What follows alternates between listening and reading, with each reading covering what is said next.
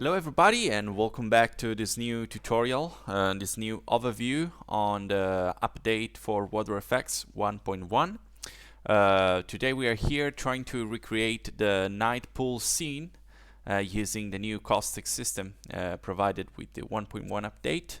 And so let's start. Here is a demo scene you can find in your project folder, in your package folder, where you can start and follow the tutorial along, and you will also have the final scene once done, so you can open up and explore on yourself. But let's start. First thing first, as you can see, we got just this simple model of a pool. It's a pretty basic model. And we got this camera movement that is done through noise modifiers on different axes. It's just a single key, so you can do it by yourself, but you will have it in the starter file. And then we should move on the render setting as the previous version. We want to enable the ambient occlusion, enhance a little bit the distance, and the factor is okay. We can enable the screen space reflection, especially the refraction for the water surface. And we want to increase the trace precision to 1 and the max roughness to 1. The other parameters are up to you as you like. Okay, so then what we want to do is to append the file from the source file that should be inside the post-shade WaterFX folder. We got the 1.1 and the 1.0, the old one. We go in the 1.1 and we open the demo source files. Inside the collection folder, we should have WaterFX collection. And here we go. What we want to do now is just do some rescale of the water, just big enough to let the black part go under the pool so we don't see it inside. And yeah, it's pretty good like this. We just want to scale also the reflection plane that allows better reflection in Eevee. Let's enable this and let's scale a little bit more this. Let's center out everything. Okay, it's pretty rough, but it will work. Okay, now let's move first on the water surface. We want to select it and go into the shading tab, where we can enable again the render view. And we want to use nodes. Here we got our usual structure with WaterFX surface node, and something has changed from the previous version because I moved the animation parameters inside here, inside this new compound. It is the vector coordinate compound that allow us to use this here and even on the caustics, on the depth compound, and we can just animate inside here, and the parameters will be the same also for the depth effect for the submerged object. So as you can see, we got a new node. Even here we can decide different kind of projection, UV, generated, world position coordinate, and object coordinates. We got our offset parameters on X, Y, and Z, and this is where the animations happens. As you can see, it's already purple color. That means that there's a driver inside, and the driver is frame that takes the current frame time and times something. And here we can also scale our water surface, and we can of course also rotate our coordinates if we want to change the direction, for example, once done. We can also multiply the scale for a general factor without changing the ratio. And we can also, as you can see, we can decrease or increase the overall speed of the animation using the offset multiply factor. I find it pretty useful. Okay, let's go outside, and then we got our usual WaterFX surface node that has all the parameters we want to use. And for example, let me set we can increase the displacement, of course. That will increase or decrease the refraction of the water. Let's keep it at 0.1. It's pretty good. We just want to change something on the noise because Right now it's a little bit noisy, has a lot of details, so we can for example put the noise detail roughness to 0.25 and looks already good to me. Yeah, seems pretty good. I guess it's okay. We can maybe increase a little bit the specular roughness to something like, yeah, it's quite good to me. And then we can change some minor thing. For example, this can be like this, and we can maybe change also the blend factors from of the refraction and reflections.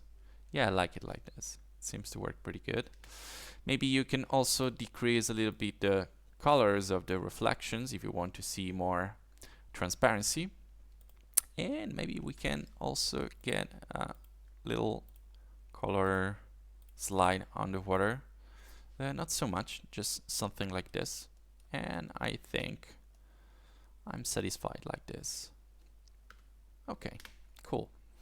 So what are we going to do now? We're going to hide the WaterFX collection that for some reason is inside another collection. So let me put outside. Okay, let me put down there. Cool. And okay, now it's hidden. And what we want to do is to work on the depth shader for the pool. So let's select the pool. As you can see here in the materials tab, we got a couple of main materials, the Olympic pool floor black and the non-black one. And we can start from this one. And okay, here we are. We can summon the same node from the last time, from the 1.0, that is the depth compound. Plug in here in the shader input, shader flow input. Take the diffuse, take the normals, and we can adjust the roughness, but I guess 0.7 is pretty good for the moment. As you can see right now, we also got roughness and metalness factor outside the depth compound, because it can provide now better blending with different materials. So I prefer like this. We can copy this also on the Olympic pool floor black and do the same thing. Just plug it here, plug the color and the normal, and we should be good to go. As you can see right now, everything is black, and this is because we have to go inside this compound where we got the usual depth fade node, and we want to increase the depth amount because right now it's not so much. We can do something like 6, for example. Yeah, it's quite cool. And as you can see, caustics are already there. Speaking about caustics, I'm satisfied like this with this one. We can move a little bit further, and we got the caustic section that is computed here. Let me do just a quick thing first. Let me select the sunlight. Let me increase the strength of the sunlight with something like this. Oh, that's so much. Okay, pretty cool. And as you can see, the sunlight provides some shadows in the pool. And what we want to do is to go again inside the depth compound, and we want to avoid to project caustics in the shadow part of our depth object. So what we can do is here in the caustic assemble compound, it is a new compound, we can just use these parameters, and maybe just let me increase a little bit, and as you can see, it's already enough, because right now the shady part are now without caustics, and that's pretty good. We can increase the max if we want to smooth it out the result, but for the moment we can keep it at 3, for example. And that's pretty much it. Caustics are already animated. If you hit the space bar and start the timeline, you can see that they are animated, and they are generated inside this compound here. the Caustics generator compound, where we can actually decide which color component of the caustics we are generating to be used and to be assembled in the caustic assemble compound. We can decide the offset. It is a temporal offset, time offset of the animation. So we can, for example, like this, create 3 different caustics generator with a little bit of time offset each one. As you can see, minus 0.50 and plus 0.05. And then we can use a single color component from each one to recreate this chromatic dispersion caustics that works pretty well, in my opinion. What we can also do is, this is the same compound for vector coordinates that drives the coordinates of the water surface, so we can leave it like this, but we can also scale here the caustics. Let's leave it like this for the moment. And as you can see, if we go inside here, same compound as before, we can change the scale factor of the water, and the caustics will scale accordingly. So it's pretty useful. So let's continue. What we can say. Oh, okay. Yeah, I was forgetting about the 8 fade factor. As you can see right now, all the caustics are projected from the also on the wall from the top to the bottom, and we can actually change this using this linear depth compound. It is basically a node group that provides a black and white mask that moves along the z-axis of the meshes. So we can, for example, say this is -3, and as you can see, it's already there. We got this nice blending effect on the vertical walls of the pool. Okay, that was pretty much it for the news, because nothing else has changed. Inside here we can also change the smoothness of our caustics. We can have harder caustics, but I prefer for this scene to use the smoothest caustics possible, because it's a pool and to me it works better. Sorry for the notification. And yeah, that should be it. Let me enable again the WaterFX surface collection, and here we go. But right now it's still day, so we're gonna create a night environment for the final render right now, similar to the one I posted as a showcase for the update 1.1. So let's switch to the viewport shading for the rendering shading. As you can see, we don't have an HDRI for the moment, but I will provide you a link to download one. Let's select the sun first, because I don't want to be the sun anymore, but it should be moon. So let's go to something more bluish, pale blue. I don't want though so much energy from it, so let's say something like 0.7, maybe even 1 as the energy. Yeah, it's pretty good. Let's keep the angle to 2, and let's move to the word shading, and let's plug in here an environment texture, and let's open one. I will use a texture downloaded from HDR Evan. I will leave the link in the description or inside the README in the project file.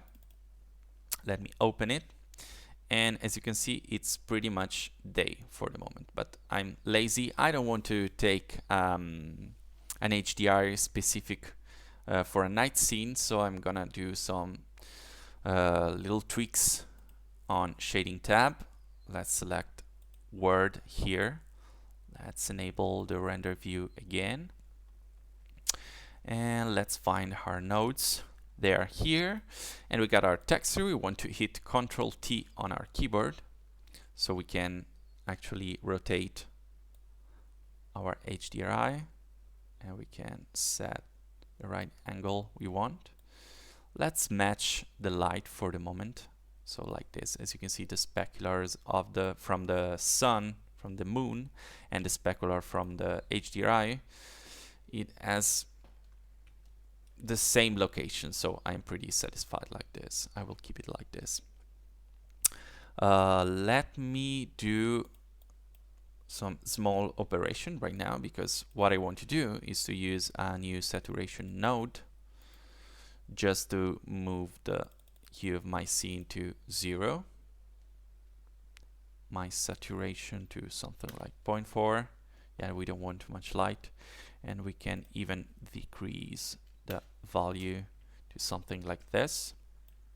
And what we can do now is to add a mix color here, just to multiply our HDRI with a strong dark blue color, almost black actually. Yeah, maybe something like this. Something like this should work. I'm not so satisfied with this. Maybe I will turn the saturation to 0.2. Yeah, seems pretty nice to me. It should work. And what I want to do, maybe it's just to move a little bit, rotate a little bit the sunlight, just to get deeper shadows.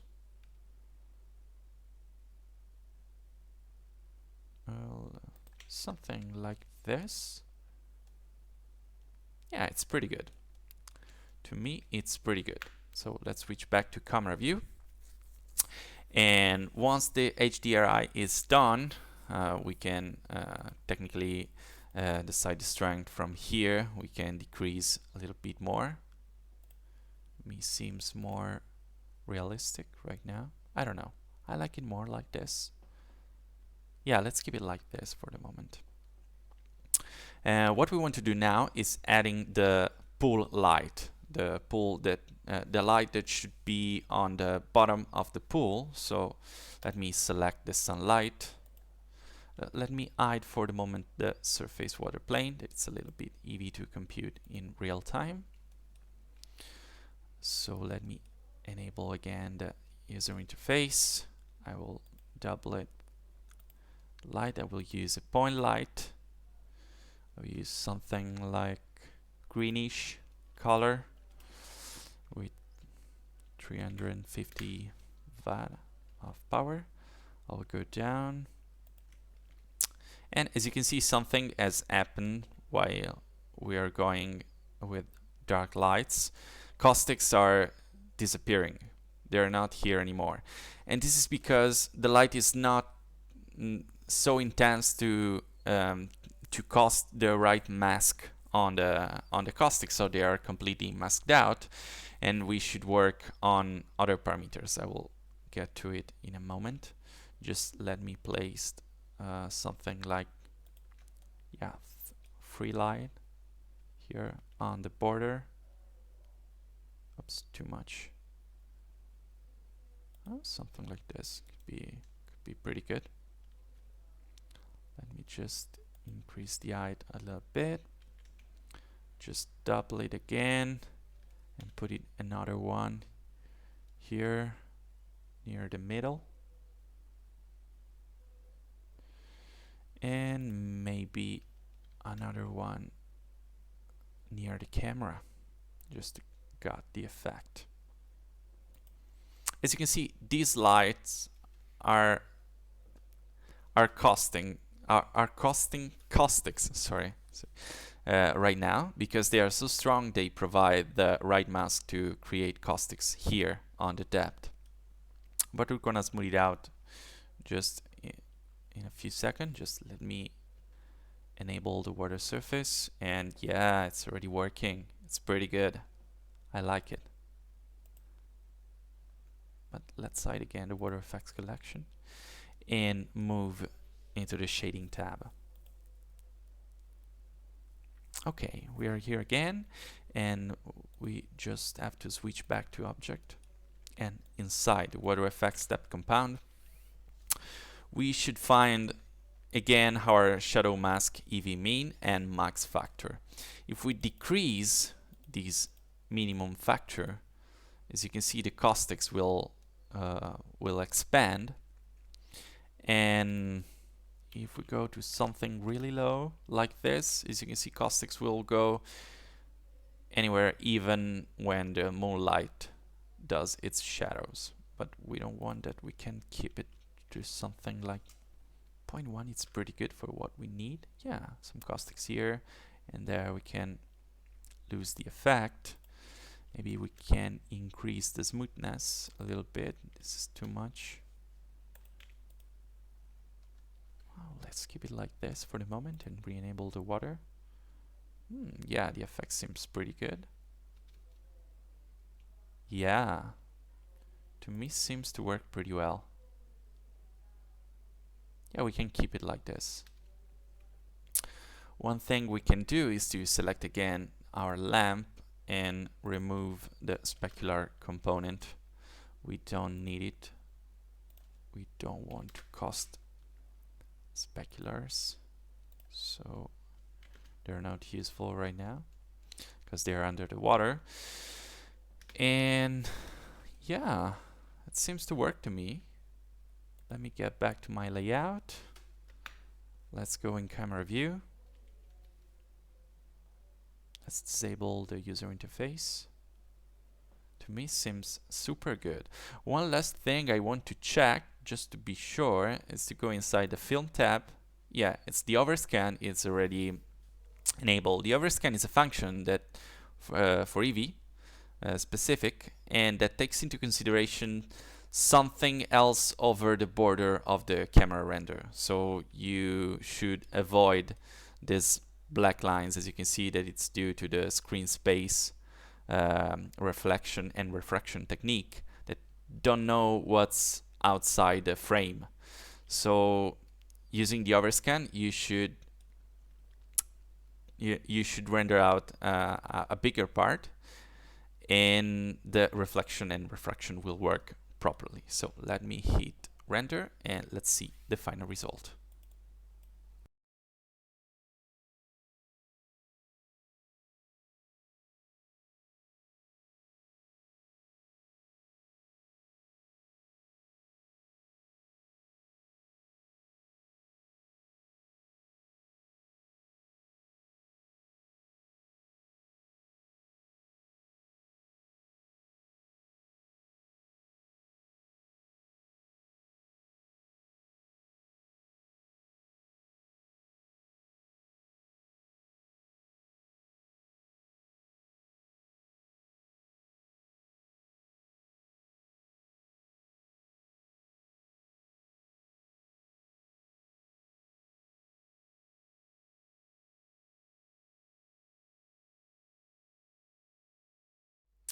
Of course, there's a lot of things we can still do to improve our final render, but this seems already good to me, and it was just a quick demo to explain how to use the new caustic system integrated in the update 1.1.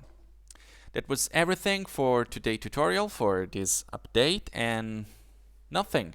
I hope you've enjoyed, and I hope that WaterFX could be a great addition to your Blender toolkit.